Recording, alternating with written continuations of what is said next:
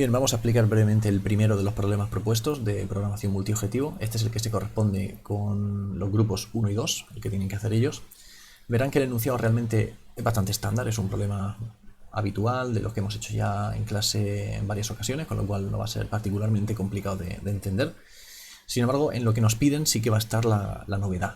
Eso va a ser lo que hay que trabajar. Concretamente, en el desarrollo de la hoja de Excel, verán que tiene, buena parte del trabajo va a estar de hecho en ver cómo desarrollar correctamente lo que nos piden hacer en Excel. Ahora lo iremos viendo. Y les daré varios punteros, varias indicaciones, porque no es completamente trivial. Pero bueno, veamos primero el problema. Lo que nos dice es que tenemos que diseñar un ataque a 12 plataformas, 12 objetivos. Cada uno de esos objetivos o se ataca o no se ataca, es decir, que realmente simplemente tenemos que decidir qué objetivos, cuáles atacar. Y cada uno tenemos 4 características. Tenemos el valor que nos proporciona atacar ese objetivo, la puntuación, por así decirlo, ¿no? La atrición, que como saben es una proporción del número de aviones que enviamos que vamos a perder. Es decir, que por ejemplo, si yo quiero atacar el objetivo 1, entonces habrá que enviar necesariamente 5 aviones para hacer ese ataque al objetivo 1, y de esos 5 aviones perderemos el 5%. Obviamente el 5% de 5 aviones es una cantidad fraccionaria, pero como luego habrá que sumar en todos los objetivos, pues al final sí que habremos perdido una cantidad posiblemente mayor que 1, que 2 o que 3 aviones, ¿no? Y finalmente tenemos que necesariamente realizar 3 reabastecimientos. Ya digo, si decidimos atacar finalmente el objetivo 1, ¿vale? ¿Y qué cotas tenemos? Pues por un lado nos dice que tenemos un máximo de 60 aviones, es decir que obviamente no podemos atacar todos los objetivos que queramos, sino que cada uno nos consume una cierta cantidad de aviones y tenemos como mucho 60. También tenemos un límite de reabastecimientos de 15, así que bueno, eso es más o menos idéntico. Tenemos por otro lado una cota inferior para el valor mínimo, para el valor de táctico, es decir, que por lo menos diseñemos como diseñemos el ataque, tenemos que conseguir 500 puntos, lo cual en vista de los VTOs es demasiado complicado, porque de hecho hay muchos objetivos que ya de por sí tienen más de 500 puntos, o sea que realmente pues ahí tampoco hay mucha complicación, es decir, que va a ser fácil obtener ese mínimo. Y finalmente la atrición máxima que se nos permite acumular es de 3 aviones. Ya digo que esto va a ser, cuando lo calculemos, una cantidad fraccionaria. Aquí se indica concretamente cómo se está calculando. Al final, la atrición que se produce en cada objetivo es multiplicar el número de aviones que yo envío a ese objetivo por la proporción de esos aviones que van a ser derribados. Eso me sale una cantidad fraccionaria, efectivamente, pero luego cuando sumo en todos los aviones, en los aviones solo que estoy enviando, obviamente, pues eso me dará una cierta cantidad y eso tiene que ser como mucho 3. Bien. Bueno, pues esas son esencialmente las 4 restricciones fundamentales. Eso es sencillo de calcular, estos son sumas productos en definitiva, ¿verdad? ¿Cuáles van a ser aquí las funciones objetivo que vamos a tener? Recordemos que estamos en un problema de programación multiobjetivo. Bueno, pues básicamente es optimizar estas 4 características. Es decir, que aparte de asegurarme de que se verifican estas cotas individualmente, si no, la solución ya no es factible. Pero de entre las soluciones que verifiquen estas 4 cotas, yo voy a querer optimizar también los 4 criterios. Es decir, yo por un lado voy a querer optimizar el VTO, es decir, maximizar los puntos. Obviamente de manera individual habrá un ataque que maximice todos los puntos, pero yo aquí quiero hacer las 4 cosas simultáneamente. Ya como dijimos en la introducción, pues hay que alcanzar un compromiso. Y ahora en los vídeos en los que se explican los distintos métodos, pues vimos cómo alcanzar ese compromiso. De hecho, ahora en uno de los apartados se pide un método ligeramente novedoso, ahora veremos por qué. Y en fin, lo mismo con el resto, ¿no? Es decir, habrá que también minimizar la atrición sufrida, habrá que minimizar la cantidad de aviones que se están dedicando en ese ataque y minimizar la cantidad de reabastecimientos que se están empleando en ese ataque. Ya digo que al final, como tenemos 4 funciones, pues obviamente las 4 individualmente no se pueden optimizar, hay que alcanzar ese compromiso que ya anticipamos en el vídeo introductorio. Esas son las 4 funciones objetivo. Vale, pues, ¿qué es lo que hay que hacer aquí? Bueno, cada uno de los grupos, por un lado tenemos estos 4 primeros apartados, que ahora los iremos viendo, son comunes a los dos grupos, al grupo 1 y al grupo 2, y luego, si no recuerdo mal, este apartado E es el que tiene, que es un apartado, bueno, clave, o grueso, vamos a decir. Lo tiene que hacer el grupo 1 y el grupo 2, o al revés, no me acuerdo, eso está en el PDF correspondiente, ¿no? Pero la cuestión es que cada grupo solo tiene que hacer uno de estos dos. Y mientras que estos 4 son comunes, estos los tiene que hacer todo el mundo. Entonces, apartado A, escribir la forma compacta, es decir, la formulación simbólica. Ahí no hay mucho que comentar, no me voy a meter más, eso ya a estas alturas deben saberlo. Apartado B. Estos apartados ya empiezan a ser un poquito más delicados. Como digo, el trabajo que hay que hacer aquí en Excel es la principal dificultad de este problema, diría yo. Primero dice calcular el número total de posibles soluciones. ¿Aquí a qué se refiere? Bueno, esto hicimos algo similar, aunque pasamos muy por encima realmente en el problema de la mochila. El número total de soluciones se refiere a aquí hay una cantidad finita de soluciones simplemente, ¿no? Porque cada posible ataque que yo haga a cada objetivo o lo ataco o no lo ataco, ¿verdad? Con lo cual al final, ¿cuántos ataques posibles hay? Pues todas las posibles combinaciones que yo puedo hacer de atacar o no atacar los objetivos. Al final es un cálculo muy sencillo. Entonces nos están pidiendo ese número, y no solo ese número, sino de hecho obtener todas estas soluciones, ¿de acuerdo? Es decir, obtener no solo la cantidad, sino la lista completa, y eso ponerlo en el Excel.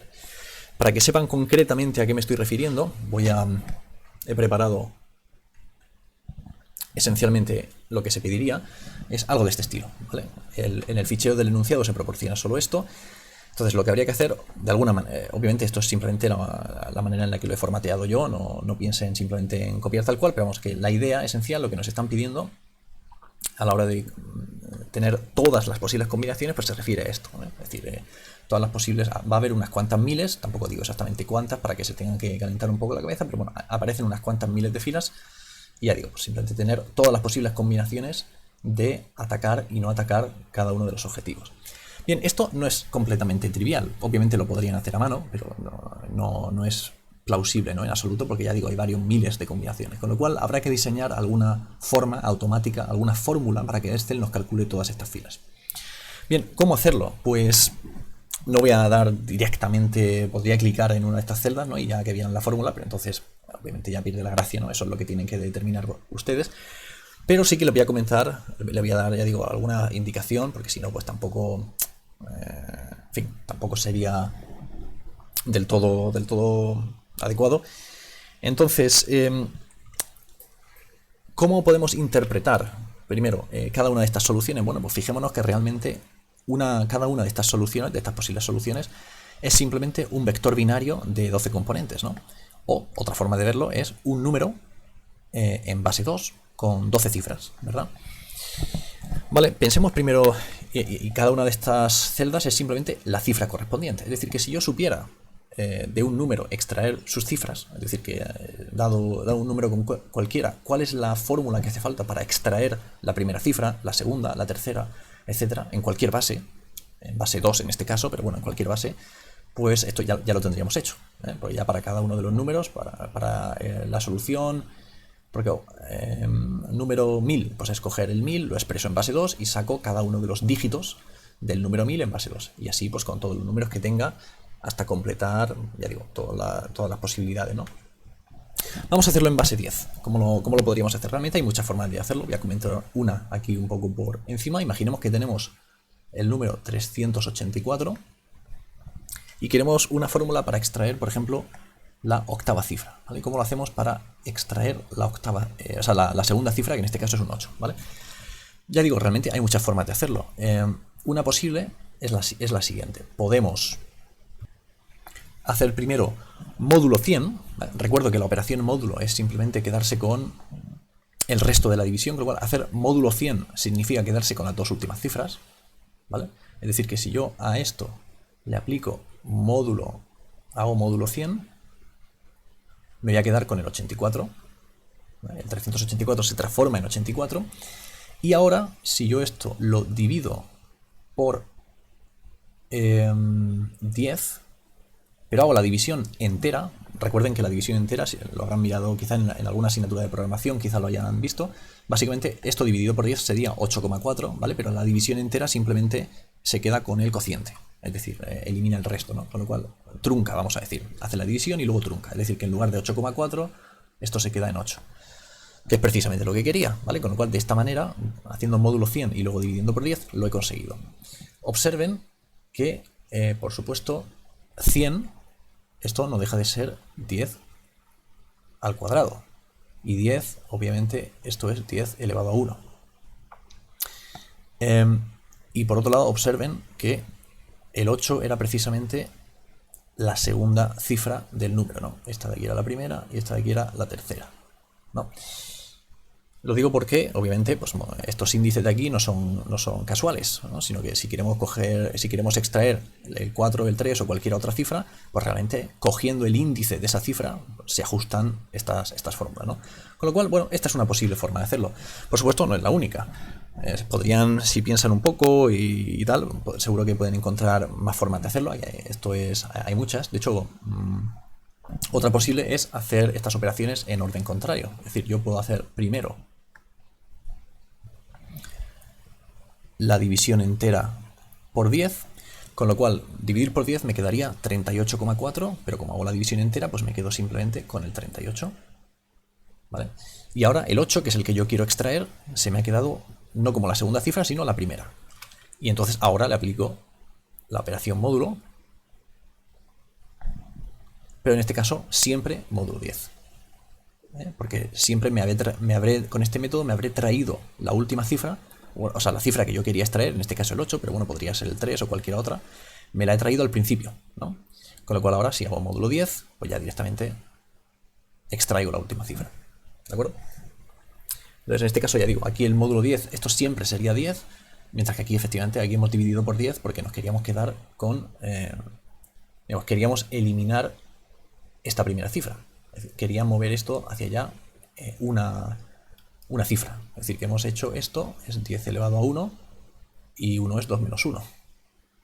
Y este 2 de aquí seguramente se corresponde con este 2 de aquí, en fin. Y como pueden ver, no es difícil pensar en, bueno, no una, sino incluso varias formas, varios métodos para, dado un número concreto, es decir, dado en este caso, por ejemplo, el 384, pensar una fórmula para que automáticamente extraer pues una cifra concreta, la cifra de las unidades, el 4, la cifra de las decenas, que es lo que hemos hecho en este caso. Estas dos fórmulas me permiten extraer la cifra de las decenas y así sucesivamente, ¿vale? Bien, pues ya sería cuestión de tomar alguna de estas fórmulas, la que nos parezca más conveniente. Estas fórmulas, las dos, emplean esencialmente dos tipos de operaciones. Una es la división entera, lo que se llama también el cociente, y otra es la operación módulo, lo que se llama también el resto, que de hecho en Excel se llama el residuo. Pero bueno, es cociente y residuo son las funciones que tenemos en Excel precisamente para aplicar esto. Con lo cual, ¿cómo podríamos hacer la tabla anterior? Bueno, pues vamos a experimentar un poco. Si yo cojo, o sea, vamos a experimentar con un número concreto, ¿no? Ya digo que yo, por cierto, aquí lo estoy haciendo en base 10, pero obviamente aquí tenemos números binarios, ¿no? Al final sería un poco, y cada una de estas celdas pues sería uno de los dígitos de dicho número. Pero bueno, ¿cómo podríamos hacer en Excel esto que hemos hecho aquí? Extraer el 8 del 384, por ejemplo. Pues si yo tengo aquí el 384, vamos a hacer lo que hemos dicho. Vamos a aplicar, por ejemplo, a ver, ¿qué fórmula aplicamos? Vamos a hacer, por ejemplo, la división, el segundo método que hemos pensado. Pues el segundo método, lo último que hay que aplicar, o lo que hay que aplicar primero, vamos a decir, es la división entera. Vale, pues entonces, eso es el cociente. Creo que yo, como estoy en Linux ahora mismo, estoy utilizando LibreOffice, pero yo creo que en este el nombre de estas funciones es igual, cociente y residuo. Entonces, aquí lo que tendríamos sería el cociente de este número, y lo tendríamos que dividir por una potencia de 10 adecuada. En este caso hemos dicho que queremos dividir por 10 elevado a 1, ¿verdad? Vale, y luego a ese cociente le tenemos que hacer el módulo 10. El módulo en este caso es la función residuo y queremos hacer siempre el módulo 10. Y efectivamente con esto hemos extraído el 8. Si yo aquí en lugar de 10 elevado a 1 hubiera puesto 10 elevado a 2, entonces he extraído el 3, porque he movido esta cifra, he dividido por 10 dos veces, con lo cual me lo he llevado hacia la derecha. Y si hubiera dividido por 10 elevado a 0, pues hubiera extraído el 4. ¿Vale? Con lo cual ya pueden ver que con este mecanismo, o con otro que les parezca conveniente, con alguno de estos dos, por ejemplo, hay más, ¿eh? De hecho, incluso se pueden pensar mecanismos que no utilicen la división entera, aunque el residuo sí que lo van a tener que utilizar, alguna de esas fórmulas hace falta. Bueno, incluso hay otras funciones, ni siquiera estas son las únicas, hay fórmulas para cambiar de base en Excel. Hay una que se llama de decimal a binario, algo así, no me acuerdo muy bien cómo era, algo así como de este estilo. Pero bueno, a mí no me gusta mucho este enfoque, pero es otra forma para transformar un número en decimal en binario, pero luego hay que hacer más transformaciones, con lo cual yo casi que prefiero este enfoque más matemático, ¿vale?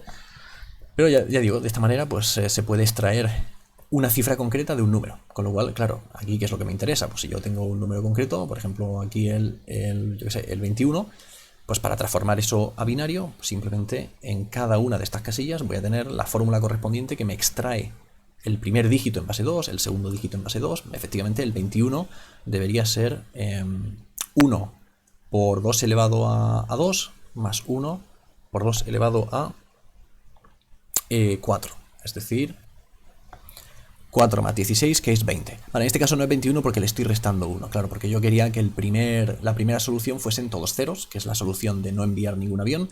Pero claro, como he empezado aquí con el 1, pues bueno, hay una desincronización de 1, ¿no? Pero vamos, que aquí estoy representando 20 en binario, ¿no? Que es 4 más 16, y así con el resto. O sea que efectivamente lo que he hecho ha sido pues extraer los dígitos, eso sí, en base 2, pero vamos, aquí lo hemos visto en base 10, o sea que al final pues no es demasiado complicado, una vez ya estamos armados de este conocimiento, construir esta tabla de por aquí. ¿Vale? Una vez que tenemos eso construido, yo le he dado aquí pues un cierto formateo condicional, porque al final los unos me están indicando los objetivos que se están atacando en cada una de estas posibles soluciones, ¿vale? Ya digo que estos son varios miles. Como es parte del ejercicio, pues tampoco lo puedo decir, pero vamos, el cálculo es trivial, ¿verdad? Y luego, ¿qué más nos piden? Es decir, con eso, vamos a volver al PDF, con eso tendríamos hecho esencialmente el apartado B, ¿vale? Eso es lo que nos estaban pidiendo. En el apartado C nos piden comprobar si cada una de estas soluciones es factible o no y contar cuántas hay que son factibles. Entonces, para cada una de estas soluciones tenemos que determinar de manera automática con Excel, se entiende obviamente, cuál de ellas es factible. Entonces, ¿qué les recomiendo? Pues a ver, yo lo que les recomendaría es que construyan, obviamente para cada uno de estos, ¿cómo vamos a saber si es factible? Pues si verifica las 4 restricciones. Es decir, si su VTO es al menos 500, su atrición es como mucho 3, etcétera, ¿no? Entonces, ¿qué sería lo recomendable? Pues seguramente calcular una columna con cada una de estas características, ¿no? El VTO, la atrición, lo voy a hacer aquí un poco de mala manera, obviamente pues luego ustedes ya con todo el tiempo del que disponen pues se puede hacer una hoja más en condiciones, ¿no? Pero seguramente pues calcular los reabastecimientos, los aviones, la atrición y los VTO para cada uno de estas miles de soluciones, obviamente eso, cada una de estas cosas ya lo saben calcular fácilmente, ¿verdad? Van a ser sumas productos, en definitiva, con cada una de estas soluciones y estos elementos que tenemos aquí. Y una vez que ya tenemos esas 4 cosas, ya podríamos tener una columna adicional que me determinase si es factible o no. Por ejemplo, una columna, no es que este sea el único enfoque, ¿de acuerdo? Pero bueno, es uno posible que les puedo recomendar, que sería pues que simplemente que aquí aparezca un 1 si esta solución es factible o un 0 si no lo es. Es decir, un 1 si verifica todas las restricciones y un 0 si no lo es. ¿Cómo podemos hacer todas esas comprobaciones? Bueno, como esto es simplemente un cálculo, esto no es algo que vaya a ir al solver, ¿vale? O sea, aquí podemos usar funciones que no son lineales. De hecho, aquí hemos hecho cociente, residuo, todo eso no es lineal, ¿vale? La división normal por un número, eso sí es lineal, pero aquí estamos haciendo división entera, o residuo, módulo, todo eso no es lineal. Pero estos no son datos que vayan a ir al solver, ¿vale? Con lo cual, eso lo podemos utilizar, ¿de acuerdo? Vamos a dejar eso claro. Entonces, en particular, podemos usar funciones como la función condicional, ¿no? El si. Recordemos que el si es simplemente una función que lo que me permite es establecer el valor de una celda pues, en función de si algo es cierto o no lo es, ¿vale? Por ejemplo, si yo tengo aquí un 100 y aquí un 200 y yo aquí quiero tener, vamos a decir, un 1 si el primero es menor que el segundo y un 0 en caso contrario, ¿qué puedo hacer? Pues utilizo la función si, que en Excel, si no recuerdo mal, tiene el mismo nombre, y lo hacemos de la siguiente manera. Primero se pone la condición, entonces si esta celda es menor que esta celda, entonces quiero que esto valga un 1 y en caso contrario quiero que valga un 0. Esa sería un poco la estructura. Y entonces lo que hemos puesto es que si esta primera es menor, aquí habrá un 1 y en caso contrario habrá un 0. ¿Vale? Efectivamente, si yo aquí por ejemplo tengo un 0 o un 150, pues ahí tengo un 1. Sin embargo, si pongo algo superior, como el 250 o el 300, pues tengo un 0. ¿Vale? Y si tengo 200, también tengo un 0, porque esto solo va a ser 1. Digamos, aquí tengo un 1 cuando es estrictamente menor, es decir, a partir del 199, bueno, del 199,99, ¿no?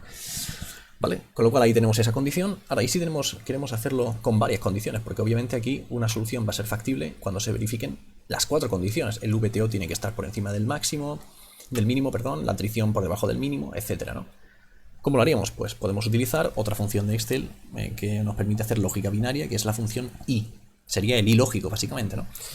Entonces, imaginemos que hago lo mismo con esto. Imaginemos que yo quiero que aquí haya un 1 si se verifican estas dos condiciones, que el 100 sea menor que el 200 y que este otro 100 también sea menor que este 200, ¿vale? ¿Cómo lo podemos hacer? Pues lo podemos hacer con la función sí, pero ahora en el criterio, en lugar de ser simplemente un único criterio, quiero tener varios. ¿Cómo ponemos varios criterios? Pues podemos utilizar una función que nos permite hacer el o lógico, que es la función i, ¿vale? Entonces, en la función i, ahora ya le podemos meter todos los criterios que queramos separados por comas, ¿vale? Y la función i lo que va a hacer básicamente pues, es concatenar todos esos criterios de manera, digamos, haciendo la conjunción lógica, ¿no? Con lo cual, ¿qué vamos a querer? Pues vamos a querer que esto sea menor que esto, coma, y que esto sea menor que esto. ¿Vale? Con lo cual, ahora se van a verificar, si se verifican estas dos condiciones, entonces el i es verdadero, en caso contrario es falso. Y por tanto, en caso de que sea verdadero pondremos un 1 y en caso de que sea falso pondremos un 0. ¿Vale? Con lo cual ahora mismo tenemos un 1 porque las dos condiciones se verifican, pero en cuanto a alguna de ellas no se verifica, ya las dos no se verifican. ¿Vale? ¿Vale? Si es, tanto si es la primera como si es la segunda, si alguna de las dos no es menor que la casilla de la derecha, pues entonces aquí tenemos un 0. ¿Vale? Mientras que si las dos son menores, pues entonces sí, ¿vale? Con lo cual, combinando la función sí con el i lógico, pues ya podemos simplemente averiguar cada solución si es factible o no, pues simplemente comprobando si se verifican las 4 restricciones, las que corresponde a cada uno de los 4 parámetros, ¿no? Con lo cual, eso es también bastante sencillo. Y luego, pues obviamente, pues ya como aquí estoy poniendo un 1 y un 0, pues ya puedo, por ejemplo, sumar para ver cuántas hay factibles, ¿verdad? Con lo cual, con eso más o menos tendríamos el apartado C concluido. Como ven, bueno, este es el único ejercicio, de hecho, con el que a la hora de grabar el vídeo me estoy metiendo con el Excel. Con los otros no lo he tenido que hacer porque los otros son más estándar, pero aquí, como ven, pues sí que hay funciones adicionales y dificultades adicionales que no son tanto de la teoría de matemáticas cuanto del uso de Excel. Con lo cual, bueno, pues por eso hemos considerado conveniente que esto sí que había que dar unas indicaciones, porque claro, al final se trata básicamente de usar Excel.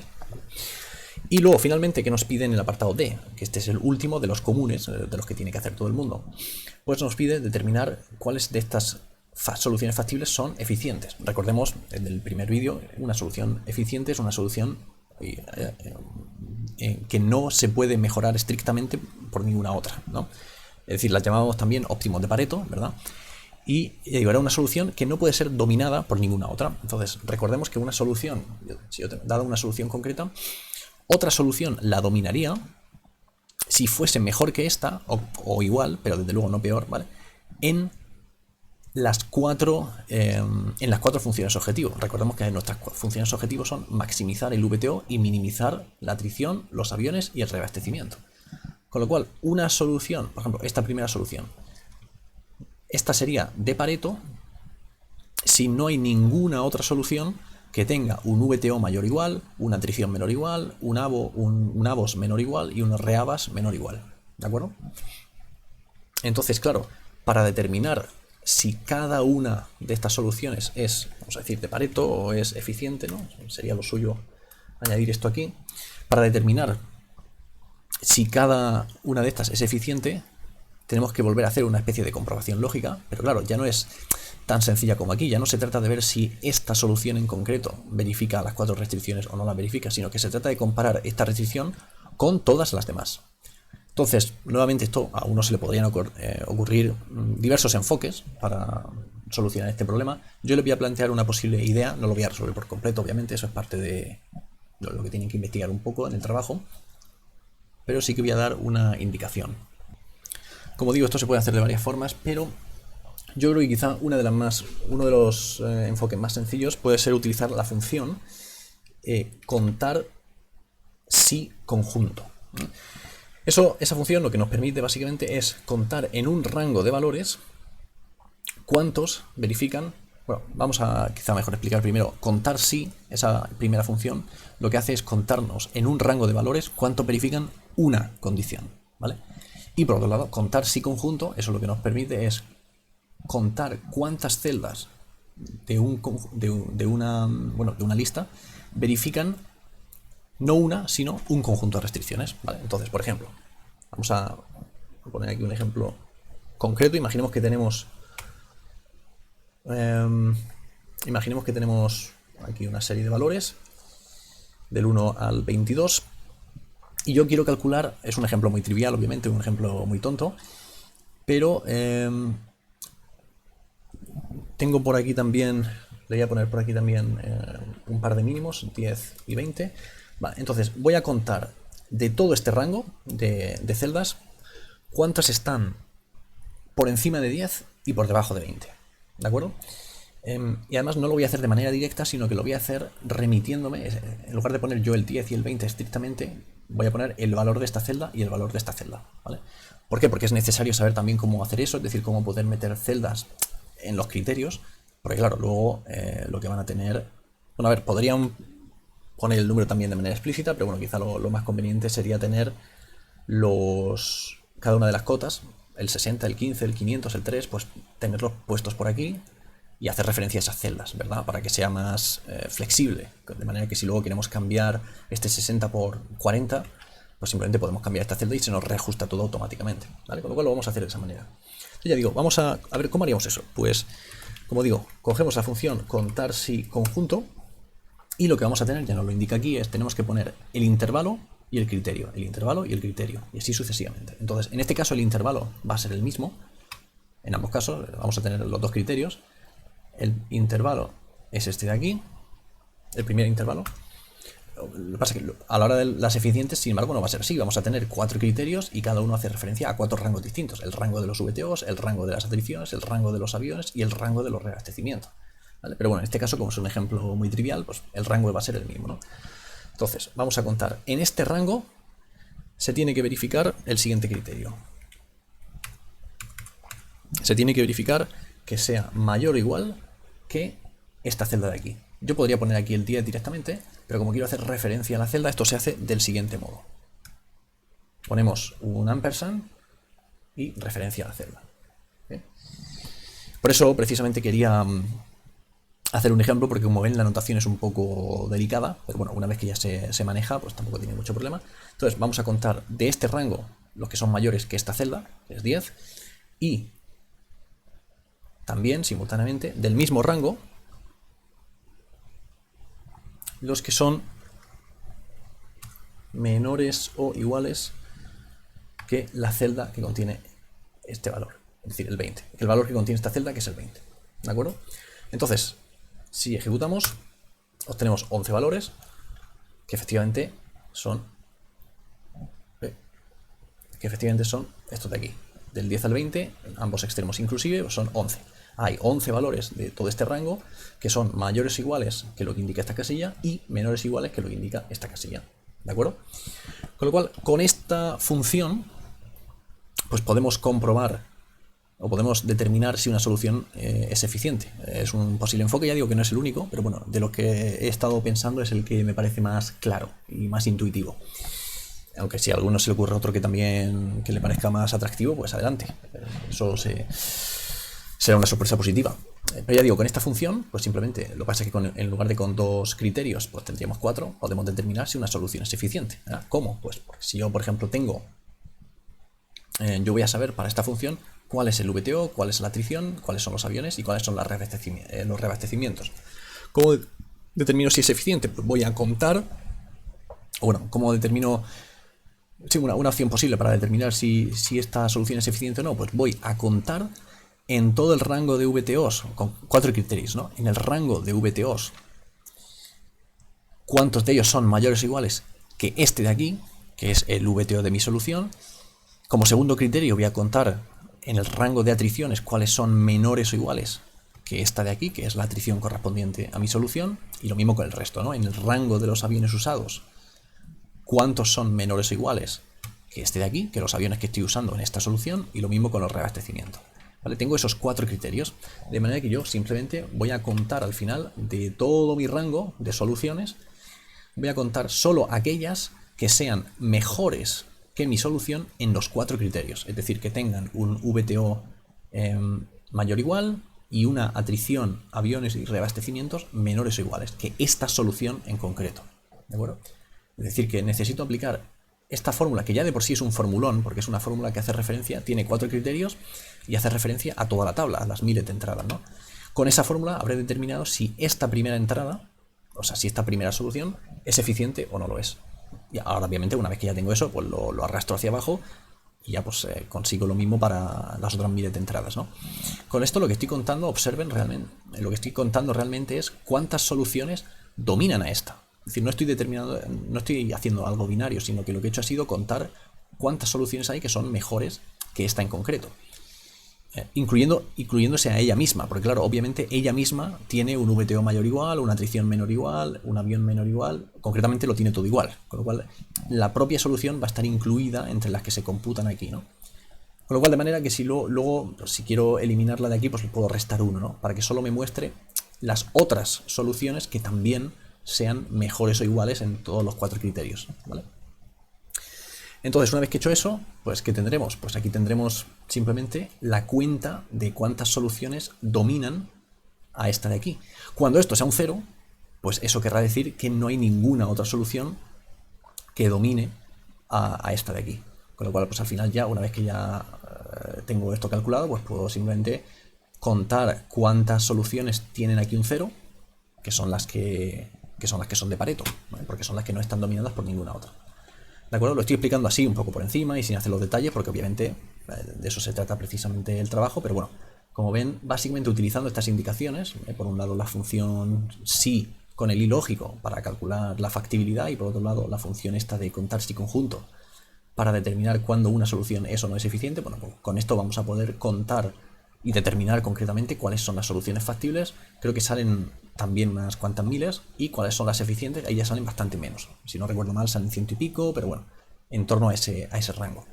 ¿De acuerdo? Con lo cual, con estas herramientas, y con cuidado, obviamente, cuidado también al arrastrar, porque cuando se ponga que nos arrastren las fórmulas, algunas cosas habrá que fijarlas, otras no. O sea, que cuidado con lo bueno de hacer un trabajo, que hay tiempo, con lo cual se puede comprobar que todo se está haciendo correctamente. No vaya, porque si no, ya digo, no merece la pena si se quedan atascados en alguno de estos pasos iniciales, por ejemplo, en generar la lista de vectores binarios o en generar estas funciones, y que luego el resto esté mal, obviamente no merece la pena. Ahora que hay tiempo, se puede pensar con tranquilidad y los correos están abiertos. Es decir, que si se atascan en algún punto, no duden en enviar la duda, porque no merece la pena quedarse atascado al principio cuando luego faltan los apartados más interesantes, ¿no? Entonces ya digo, con eso tendríamos estos 4 primeros hechos. Eso recuerdo que los tiene que hacer esencialmente todo el mundo. Después ya el grupo 1, si no recuerdo mal, comprueben el PDF, no vaya a ser que me esté equivocando, pero creo que el grupo 1 tiene que hacer el E y el grupo 2 tiene que hacer el F. O si no, al revés, no me acuerdo ya muy bien, pero creo que puede ser así. ¿Por qué? Pues porque básicamente ahora lo que hacen estos dos apartados es resolver el problema, es decir, encontrar cuáles son las soluciones preferibles, básicamente, o el óptimo, pero por 2 métodos distintos, ¿vale? Con lo cual, pues por eso obviamente pues cada grupo realmente basta con que haga uno de ellos.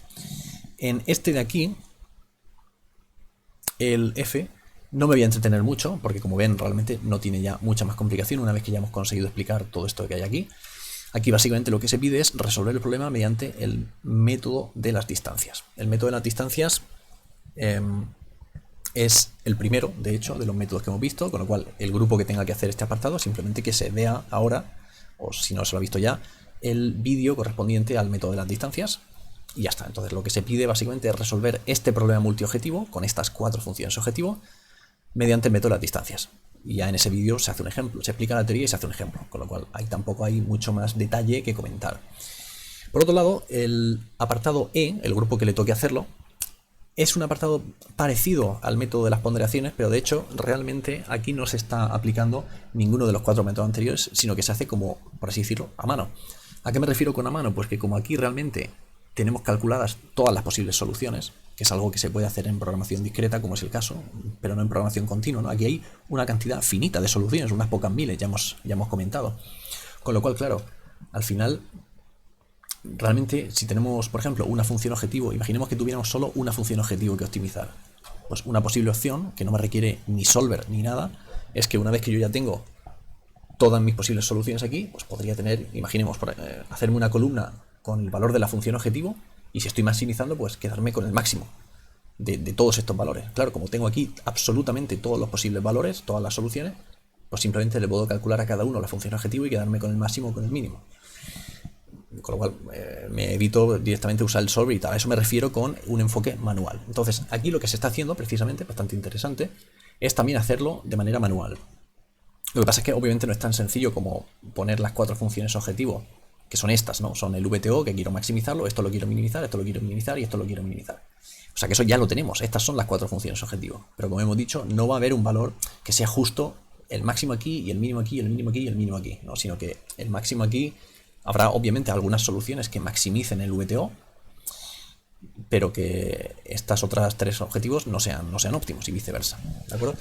Con lo cual, ¿qué es lo que vamos a tener que hacer? Vamos a tener que determinar un criterio concreto que sí que sea ya el que yo quiero maximizar o minimizar. Es decir, esto es muy parecido a lo que se hace en el método de las ponderaciones. Por eso, aunque no es exactamente el método de las ponderaciones, igual que a este grupo le he recomendado que se vea el vídeo del método de las distancias, bueno, recomendado, lo necesitan, porque aquí es que no hay más opción. Aquí, aunque no vamos a aplicar estrictamente hablando el método de las ponderaciones con Solver, sí que les recomiendo, para entender sobre todo básicamente lo que se está haciendo, verse el vídeo de las ponderaciones, el método de las ponderaciones, que es el segundo. ¿Por qué? Porque en el método de las ponderaciones lo que se hace básicamente es traducir este problema multiobjetivo en un problema lineal uniobjetivo, donde la nueva función objetivo es una media ponderada de todas las funciones objetivo anteriores, concretamente de estas 4 funciones objetivo. Aquí lo que se hace realmente es algo parecido, no estrictamente lo mismo, ¿vale? Porque no estamos cogiendo una media ponderada de nuestras funciones objetivo, pero realmente sí que es bastante parecido. Lo que hacemos es definir una especie de índice de calidad, lo llama aquí, que lo que hace es sumar la distancia de cada una de las funciones objetivo. Por ejemplo, imaginemos que estemos con la primera función objetivo, que es el VTO, ¿vale? El VTO que se obtiene con esta solución, ¿vale? Pues entonces, con el VTO, que de hecho es la primera función objetivo, ¿no? Esta de aquí, Z1, se corresponde con... Esto es el VTO, la primera función objetivo es el VTO, que es la única que es de maximizar. ¿Y qué es lo que estamos haciendo? Pues estamos viendo su distancia. Como lo que queremos hacer es maximizarlo, pues fijémonos que lo que estamos haciendo es coger el VTO que hemos obtenido menos el VTO mínimo, y eso lo estamos dividiendo por el VTO máximo menos el VTO mínimo.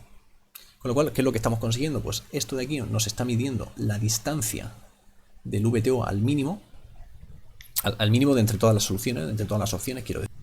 Es decir, de entre todas estas miles de soluciones, habrá un VTO máximo y un VTO mínimo. Y lo mismo con la atrición, los aviones y los reabastecimientos. A eso nos estamos refiriendo precisamente, ¿de acuerdo? Entonces, una vez que tenemos ese mínimo y ese máximo, claro, ¿qué pasa? Que si esta parte de aquí siempre va a ser, el numerador siempre va a ser positivo, y vemos que va a ser mayor cuanto mayor sea el VTO, porque simplemente le estoy restando el mínimo, con lo cual esto de aquí siempre es positivo y es mayor cuanto mayor sea el VTO, y como lo estoy dividiendo por el máximo menos el mínimo, pues esto siempre va a estar entre 0 y 1. Es una forma de normalizar básicamente la distancia entre el VTO que hemos obtenido y lo que hubiera sido el máximo posible. Fijémonos que si aquí tuviéramos un 1 solo se puede alcanzar si el VTO es igual al máximo, ¿verdad? Porque si este VTO que hemos obtenido, que este de aquí, es el máximo, pues entonces arriba y abajo tenemos lo mismo, con lo cual el cociente es un 1.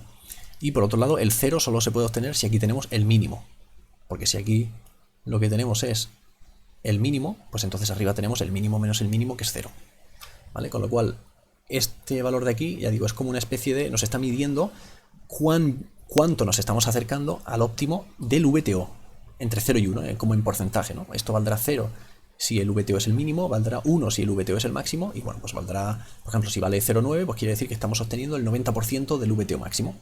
Entonces, de alguna manera, esto me está midiendo cuán bien lo estamos haciendo en términos del VTO.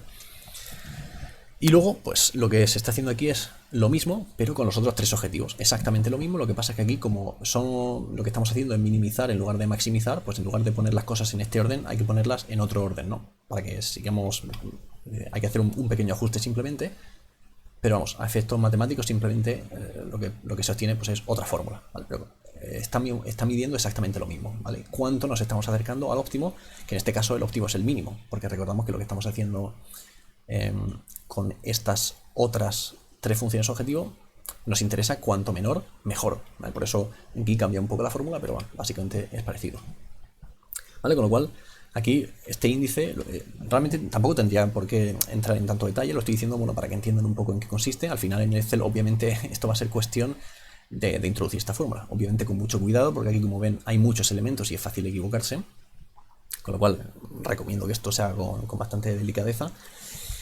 Y luego observen que no estamos simplemente sumando, vamos a decir, las desviaciones, ¿no? Porque al final a estos términos de aquí, así como a este término en general, lo podríamos llamar como la desviación, ¿no? O el índice de calidad de cada una de las 4 funciones objetivo, ¿no?